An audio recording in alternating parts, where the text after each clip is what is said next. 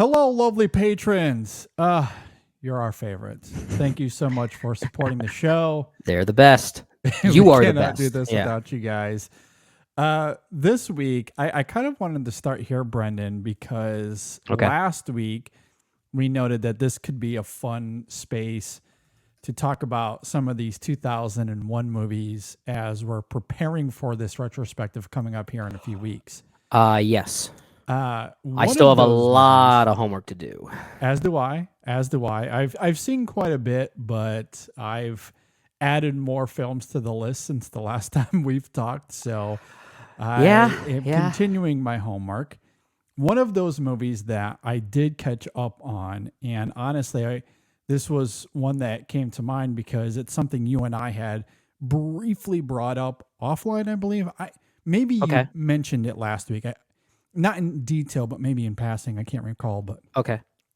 either way, you've brought this to my attention and in a brief little way. So I wanted to give it a go, and that's Richard Kelly's Donnie Darko. I'm really excited to hear your thoughts on this one. And it's interesting because I noted when you and I were talking about it, and maybe this was last week. I'm racking my brain. I think I did bring it up last week when we did our Patreon content. Is that what it was? Week. Okay. Yeah. I mean, we were talking about a bunch of films kind of in passing, and I mentioned Donnie Darko for a brief moment. Okay. So, yes, this is one that you brought up briefly because you had rewatched it, correct? Yeah, but it's been a while. I think this was only a second time watch for me, rewatching it again just a week or so ago. Same. The first time was it was probably back in high school because this film was kind of one of those very early cult films that kind of became a cult film before the cult even had a chance to form. It's like you kind of saw it forming. And certainly that age in high school, at least my demographic, they very were into this movie. Absolutely. I would say the case is the same in my experience as well. Gotcha. And I haven't seen the film in 20 years, but it's one of those movies that at the time anyway, because it was forming this, this cult following, it had a reputation. And at the time I did really like it, especially because at that time I was starting to form what my cinephile identity was going to be. I was at the beginning stages of that when this came out. Yeah. And it was so very different than a lot of movies I had seen in my childhood and growing up that it certainly did register with me in some way. Yeah, because if you're used to seeing, like Atlantis: The Lost Empire that same year, of course, a movie like Turtles. Of course, a movie like Donnie Darko is going to be a bit of a eye-opening experience, to say the least. For sure. And it did register with me like it did many of our peers, but I haven't seen the film in quite a long time. Really, my only connection with Donnie Darko over the last dozen years or so is that it was starting to be valued a little bit, and a lot of what was coming out of that discourse and reevaluation was it's not as good as we remember it to be. That seems to be the general consensus of what I was hearing, but I hadn't seen the film in I feel like it has like two different audiences. You have those that are sort of falling into that same camp, and I'm with you. I've noticed that a lot with some of our peers. But I think it still has those culties, if you want to call it that still hold true to it. That's there. I don't feel like there's a lot of middle ground with the film. Yeah. So it's interesting where I landed on this rewatch because in so many ways it's a culmination of the in-session film ethos. Like I was thinking about a lot of our conversations over the years when I was watching this movie. Two things in particular. One, I do admire this film in the sense of what we talk about often here on the show of I like it when a movie stumbles over their ambition. I will take this over safe mediocrity all day long. Sure.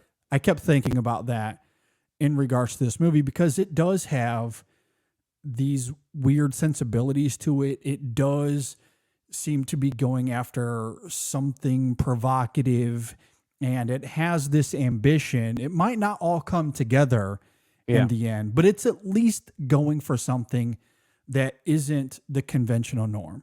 And I do admire that about the movie, for sure. whether it be narratively or even with some of the visuals we get here. And I think that's partially why this film has registered the way it has over the last 20 years. Mm-hmm.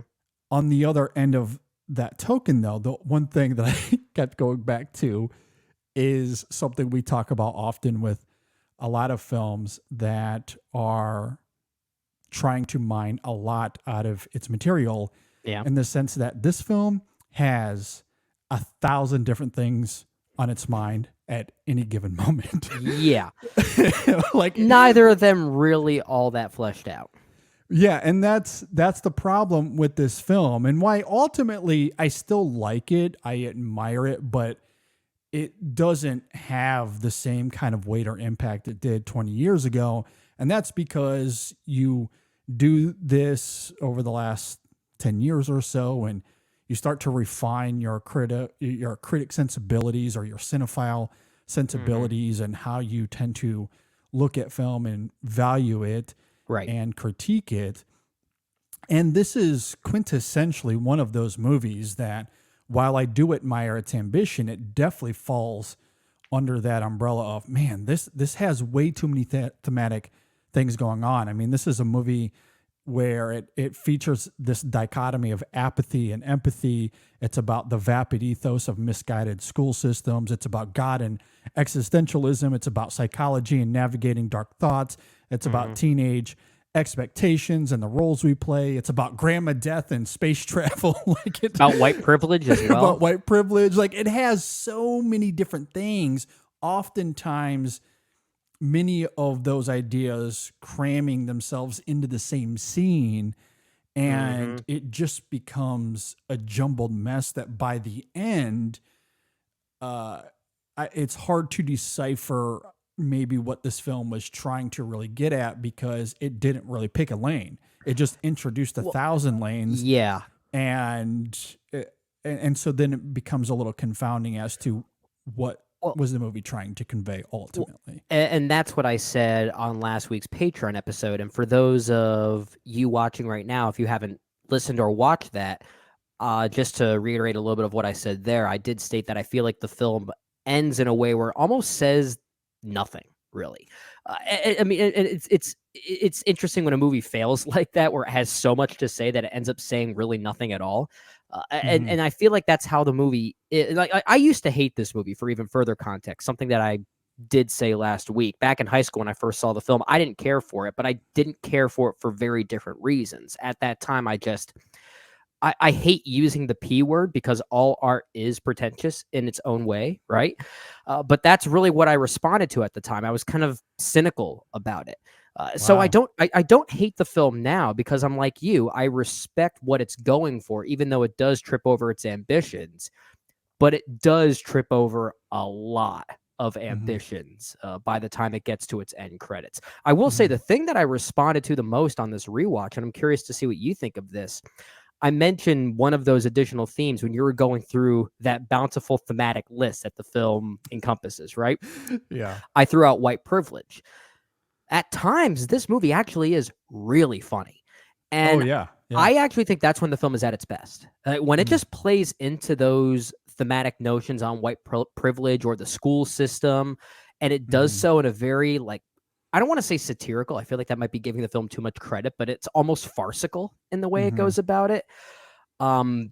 I actually think the film is most effective in those sequences. And that's the stuff that landed with me more on rewatch, and where I thought the film was at its strongest. It's not enough to make up for the film in totality, but those individual pockets, some of those classroom sequences, some of those home sequences with the parents, I do think are pretty biting. At least I thought those scenes were pretty well done. I agree. I mean, I very much responded to the film when it was attempting to be maybe this satire on school biases, administration, how religion is a part of it.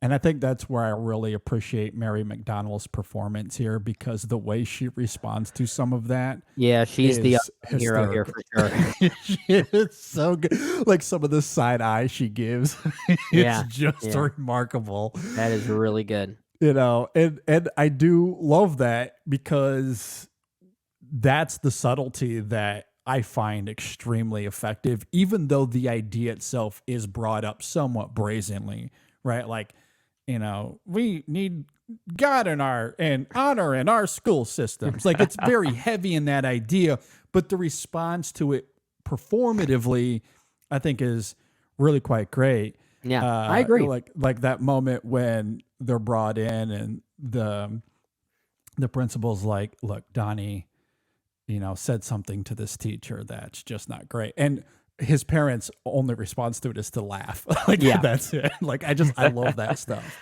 Yes, and that's the vibe from Richard Kelly that I usually respond to the most. So he's only done 3 films, if I'm not Yeah, mistaken. yeah, I don't know if there's any short films in between there. I know he kind of trailed off after doing that film, The Box, with yeah. Cameron Diaz and is it James Marsden in that one, I think, and Frank Langella, which I conceptually I thought was a pretty interesting movie. Mhm. But of his 3 films, I haven't really loved either of them. But the one that I remember responding to the most was Southland Tales, because it was just so ridiculous. And the ridiculousness of that, I felt like sort of played into his sensibilities the best. And it's Okay. in that silliness, at least with regard to Donnie Darko, that I think the film is at its best. And those scenes that emulate that, like the one you mentioned, I think I think represent that very well. Yeah, yeah, I really do like that. Obviously, it comes through with the Drew Barrymore scenes as well. Maybe less comedically, but the idea is very much there. And if the film had committed to that idea, I think there would have been something really compelling here. But obviously, it wants to venture off into all of these areas, and Yeah. a lot of it is half explained. I mean, the Donnie Darko psychology, which is so pivotal to this film, is, I guess, articulated well enough that we can infer what's happening, but it's never really fully expunged, which I think I would admire if the film committed to that. But again, it's trying to delve into all Yeah. these other things. So it's like, do we want to be this comedic satire, or do we want to have this dark underbelly and really delve into the psychology of Donnie? Yeah. It's hard to you decipher. could be It's you could both. be you can be consistently ambiguous. You can also Yeah. be inconsistently ambiguous. Yeah, And that's that's the where thing. I think that's where we get more critical of films like this, despite tripping over their ambitions, and you and I respecting when a film and filmmaker do that. But there comes a time where we have to at least acknowledge, okay, the film is now just so wildly inconsistent, we can't let it fully slide, right? Yeah, And I think that's where Donnie Darko fits in that conversation. absolutely. The other thing, and I didn't remember this, and I don't really know why. Maybe it's because at the time Maggie wasn't the name that she is now, but I had forgotten that both Gyllenhaals were in this. I know, little meta commentary there. Yeah, playing siblings here. Yeah. I was taken aback by that. I was like, "Oh yeah, it's Maggie Gyllenhaal is in this." I never read it, because I haven't seen this in 20 years, and she wasn't as big of a name at that time. That's what I'm trying to think. If there was anything she was in at that time, I'd have to look up her IMDb profile to see if there was at least anything well known that she was in, regardless if it was a bit part or not. Because I think the first thing I remember really seeing her in was something like Stranger Than Fiction with Will Ferrell. At least like the first major role Yeah. I remember of her. I'm sure that there are more before that I'm just simply overlooking. But yeah, I didn't remember she was in this either. When I saw that, I think that's what sort of helped cue me in on the film's sense of humor, because noticing that indirect meta commentary there, it's like, wait, this movie might be funnier than I remember. And I was right. It definitely was. Absolutely. And I do love their dynamic here. And I agree. And also, I agree. like, how many times have they been in a film together, the Gyllenhaals? It can't be that many, right? I don't think it's Not that many. I can recall off the top. Is this the only one? If it is, that makes it even funnier. It might be. Yeah. Honestly, I think that's another reason I found it a little jarring. I was like, I don't think I've ever seen them in a movie together. Or if I have, it's been quite a while. Or man. I'm simply not remembering. Our patrons are going to be fact checking us like crazy right now. Absolutely. Another one that I got to see. Have you seen the French film Fat Girl? No, I haven't. That is on my list. I'm really very excited about that one because I've heard great things. My gosh. I am dying to hear your thoughts on this movie because one, I do think it is quite great. I don't know where it slides into my ranking, if it does at all. I will say this, I do think it's very good. And because you haven't seen it, I'll be extremely vague here. Okay. But the final 10 minutes, maybe, it might even be less than that, takes this turn that was wildly unexpected. I'll just leave it there for now. Okay. Until you get a chance to see it. I won't say how or why or what happens. Yeah, let's leave that for me. Well, I'll leave that alone, but I'll just say the ending was not at all what I had expected. I did no research on this film. I did no reading on it. I knew vaguely what it was about and that it had crept onto a lot of top 10 lists when doing research. That's about all that I had read about it. So I, of course, wanted to give it a go. And right now it's on the Criterion channel. I believe that's where I watched this. Gotcha. Yeah, there are a few on my list to catch up on that I notice are only on the Criterion channel. Yeah, thank God for Criterion. Yeah. I know, right? Like there's the horror film Cure that I haven't seen yet that I want to add to this list as well. But yeah, I did see that Fat Girl is only on Criterion, so it's great to be able to reignite that service to get some watches in there. Yeah, Fat Girl is going to be one that'll be interesting for us to talk about, whether it makes our list or not. I think it's an interesting conversation because there is a pragmatism to the film that is quite stirring and visceral. Oh yeah, cool. I'll say, and it's something. It's really something. It was quite the experience this last week. I'll just say that. I did do a couple rewatches in preparation for this. 'Cause, admittedly, a lot of these movies, I am watching with Maris in the room, so I'm trying to find things. Okay, like what can we at least watch together that I don't have to separate myself and watch? I don't know, a movie like Fat Girl, for instance, which I'll most likely watch on my own because I need to really be invested in that.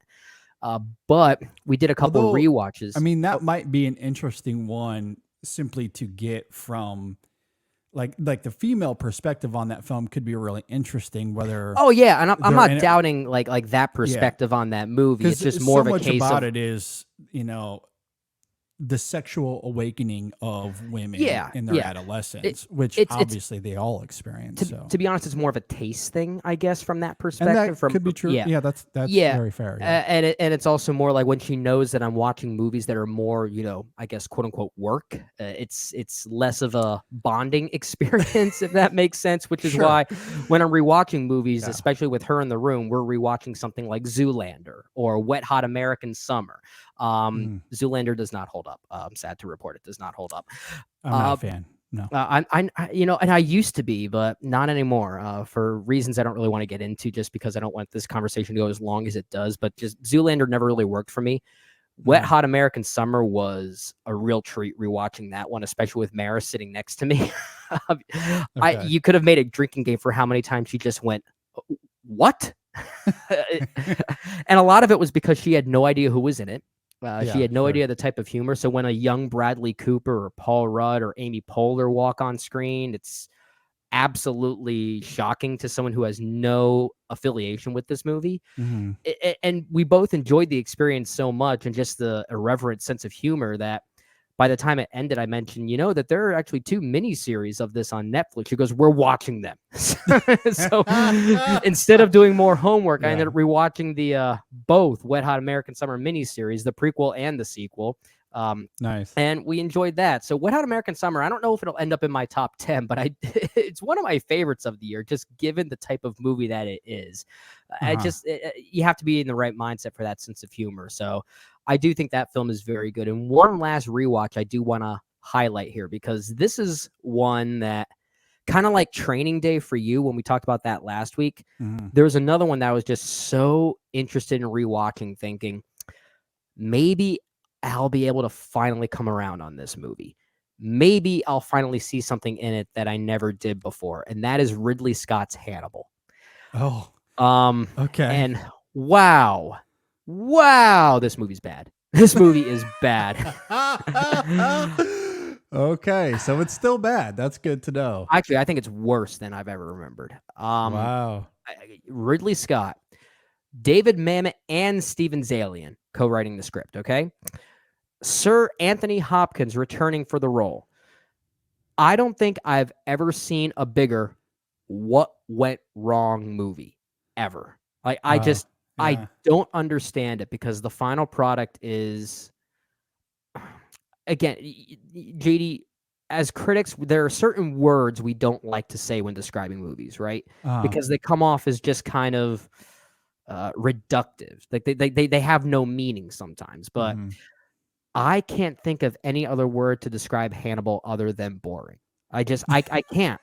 There is no personality to this movie. Okay. There really just isn't. I think our good friend Jay Ledbetter during their Ridley Scott series put it very well when he said it suffers from what he called the lost world problem, which is more or less the author being told by Hollywood to write a sequel to a very popular book just so Hollywood could then adapt that second book into a movie.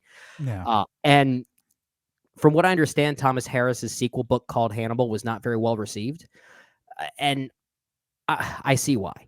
I see why. I see why. The fact that the iconic brain scene featuring Ray Liotta I just found dull, that's a problem. Like that's and again, that's not what I'm necessarily looking for in a movie like this. Like, I don't want to be grossed out. That's not what this series was all about. But like, if you're gonna go the other direction and go to like really like grueling camp, if you want to call it that, you got to commit to it. And the film just doesn't commit to it. Yeah. I mean, I haven't seen the film in a long time, but I do not like this film either. And it is disappointing because on the whole, I really do like Ridley Scott and this cast: Anthony Hopkins, Julianne Moore, Gary Oldman, Ray Liotta. I mean, there was so much potential here, and it's just not good. I haven't read the book, but I haven't either. Not a great movie. I know the endings are vastly different. That's all I know, but yeah, I don't have any intentions of reading the book. I'll simply say that. Yeah, I don't blame you there. The last one that I got to see this last week was Cameron Crowe's Vanilla Sky. Another one I'm very interested in rewatching. And I really like Cameron Crowe, and I like this film on the whole. Don't love it. Spoiler alert: it will not end up in my top 10. Okay. I do like it on the whole, and if anything, what this film did for me was reinvigorate this idea for me. Although I think this is something that is incessantly out there for a lot of us, is it, us itching to see Tom Cruise do these kinds of performances again. Yeah. We got a little bit of it. I would say maybe more than a little bit. I mean, we did get a taste of this in Top Gun Maverick. Now, on the whole, that is still a spectacle, but he gave a genuinely phenomenal performance, one of the best of last year, to be fair to him. And it was a reminder that, yes, he can absolutely still bring it what he wants to. For sure. But watching him in a movie like this, where it's not about him climbing in the planes, it's not about him being a spy and riding around on motorcycles chasing assassins. It has nothing to do with any of that, where he just really gets to fall into a role. I miss it. Like, I want these kind of performances from Tom Cruise again. What do I have to do to make that happen? That's what I want. And that's what this rewatch did for me more than anything else. Is it made me fall in love with Tom Cruise, the actor, not the stuntman. And he's really great here. He's easily the best part of this film. I think Cameron Crowe gets a little ahead of himself at times as a writer and director. Mm-hmm. And that's really my only pushback to this film. And it stumbles from time to time, but the performances are very good, and it certainly carries this film wonderfully. So I do like it on the whole, just don't love it. Have you seen the original film that it's based on? No, I haven't seen Open Your Eyes. Yeah, coincidentally, that the filmmaker, who is it? Alejandro Amenabar, Amenabar. Forgive me, I am trying to pronounce his name. I'm totally messing that up. But I do know he has another film from this year that we're working on. You just caught up with The Others, right? Yes. That's that filmmaker's other film from this year. The Others is awesome. See, I gotta watch it again because I didn't care for it when I saw it. I love I watched that. I watched that like 3 years ago. I didn't care for it. Yeah, so that maybe I have a new mindset for that one as well. I'm not sure. But I have not seen Vanilla Sky in quite some time, but that's one I am eager to give a revisit to because Cameron Crowe doing a more experimental thing was always interesting at the time. But I feel like many people would say like this was sort of his breaking point in his career, at least given the trajectory of his films. So I don't know. That's one I am curious about at least. But you have seen it, correct? Yeah, it's been a while though. It's just been a long time. Yeah. Yeah. No, I think I remember being like fascinated by it when I first saw it, but at the time I saw it, I was not really into like tonal melodrama, if that makes sense. So I think like tonally speaking, I was a little bit distant from the film. I'm a little bit more open to whatever a film is trying to do nowadays that I think might be more willing to accept what it's going for tonally. Yeah. I mean, looking at his filmography here, though, to I guess Cameron Crowe specifically, yeah. I mean, he goes from Say Anything, which is great, to Singles, to Jerry Maguire, to Almost Famous. Not a bad run, not bad. After Vanilla Sky, it is Elizabethtown, We Bought a Zoo, and Aloha. And he hasn't done anything since then. It's kind of a shame because Aloha is what it is, but there are things about that film I still admire. I don't hate Elizabethtown or We Bought a Zoo. I think they're fine. They're fine. Yeah. Okay. But they don't have that special something that Almost Famous or Say Anything or Singles at least do. To an extent, Jerry Maguire as well. That's a good movie in its own right. I do really like it. I mean, I wouldn't have nominated it for Best Picture, but good movie. Yeah. It kind of pretty good movie. In a way, his trajectory kind of reminds me of Rob Reiner in some way. Fair. Yeah. Not in the sense that they're similar filmmakers because they're not. I'm talking about just the highs that they started off at, only to then dip in the way that they do. Rob Reiner had a similar trajectory, if I'm not mistaken. Yeah, I'd have to look at it. Like, I'd have to look at it in front of me. I don't have it pulled up in front of me, but well, I'm going to pull it up now. That sounds about right to me. Wait until I know how this is. So I'm going to pull up his directorial efforts. So Rob Reiner, first ever film was This Is Spinal Tap. Okay. What a way to start. Yeah. A film after that was, coincidentally, another film with John Cusack, like Say Anything was. It was a movie called The Sure Thing, and apparently was pretty well received. Okay. After that was Stand By Me. Oh, my God. After that was The Princess Bride. Actually, now that you're saying this, it is all coming back. Yeah. Then When Harry Met Sally. Yeah, okay. Misery. Oh, my gosh. A Few Good Men. Wow. And after that, he does this really terrible movie called North. Okay, yeah. And it was just all downhill from there. a few hits in there, a few like not a few things that were okay. It's hard to make it really does. It really does say something about those directors that are able to maintain some level of consistency. Because, I mean, it's hard. It's hard to be. Well, I mean, Pixar has experienced this over the last decade. Like, it's hard to be that's a great point. Like, when you peak so early and consistently like that, that almost guarantees you're going to be set up for failure after just one bad movie.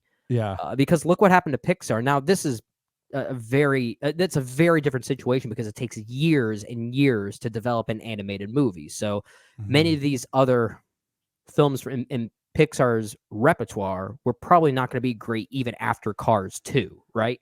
Sure. But Cars 2 onward is when people would probably say that there was a bit of a waveriness with Pixar, right? Before that, it was kind of like this consistent line of highs. So it was kind of a similar situation, just one misfire, and things start to waver a little bit. It could, spiral out of control. Yeah. So basically, the message is: if you want to be a talented filmmaker, don't peak early, and don't be that great for a long period of time. You kind of have to work your way up. Maybe there is credence to this whole Quentin Tarantino "I'm done after 10 movies" thing. Like, you know what? I don't blame him. I don't blame him. Yeah, maybe that's what. Yeah, he's like, I don't want to have that happen to me. You know, and that's fair. You know, because maybe after 10, he just loses his muster and he just has 10 bad movies after that. Who knows? Oh, it's gonna be so ironic if his next film, which is called The Movie Critic, if I'm not mistaken, if that film ends up being really bad, that he's like, I need to do another one just to fix this, and then he ends up doing 11 movies. Well, yeah, that wouldn't surprise me. No. But, you know, this conversation somewhat reminds me of, and this is why he is one of the GOATs. Because last year we did a Steven Spielberg series. Yeah. And he equally, more or less, starts off on a really high note. Mm-hmm. You know, his second movie, maybe a little bit of a drop, but, you know, he does this TV movie that is truly one of the best directorial debuts I've ever seen. You know, and then soon after that, he does Jaws, and then Close Encounters, and then we get to Indiana Jones and all, yada yada. Right. E.T. is thrown in there, so like he starts off on this really high note, but like there were some peaks and valleys through, you know, the late 80s and throughout the 90s, and then it come the 2000s, and he starts to reinvent himself a little bit, and you know, he becomes a different kind of filmmaker, but maintaining hit those Spielbergian isms that we love, but more bleak and cynical, I think is fair to say. And then he's continued to evolve even into the 2010s. Now, again, there's still some misses in there. They're not all hits. Right. But, you know, what makes Spielberg, I think, one of the greatest is that while he has these, you know, like these Cameron Crowe or Rob Reiner lows, he is able to bounce back, and not only bounce back, but bounce back extremely strong. Yeah. And, you know, he's able to like reinvent himself every time. That raises puts him on a pedestal. That raises a really interesting question. Like, why someone like Spielberg can keep bouncing back with greatness when someone like Rob Reiner, for instance, couldn't. Like, what are the factors there? Is it because of the timing of when those respective filmmakers got their start? You know, Spielberg was kind of like a Scorsese in some ways. You know, they came out during one of the most formative decades of film history, right? The 1970s. Maybe that plays a part into that, and then Hollywood's relationship with them as that time evolved certainly plays a part into that as well. Yeah. Producers probably lost faith in someone like Rob Reiner after one or two misses like that because of the evolving system. But it makes for an interesting conversation on the why of it all and trying to dissect why that is. And we're not saying that someone like Rob Reiner should or should not have made a comeback. I mean, I'm sure there's another great film in him in some way. It's just like, why hasn't he had that same opportunity? Absolutely. And the context will be different for each filmmaker. Right. I mean, it's certainly not apples to apples. And not only the context of Hollywood and how that's evolved in their relationship with a specific filmmaker, but their own psychology, what's going on at home. Are they motivated? Are they emotionally volatile? Does that play a part into it? Like the human element will certainly be at play as well, but you certainly see this, you know, a lot, and some filmmakers simply can't overcome it. Another one that I would throw into the Cameron Crowe, Rob Reiner camp is Tim Burton. Like, after Sweeney Todd, that dude hasn't really recovered, and unless you count that Netflix show, which I haven't seen yet. It's certainly one of the better things he's done. I'll simply say that. And I haven't seen every episode. I've seen about the first half of it. Maris did watch all of it, and she really enjoyed it.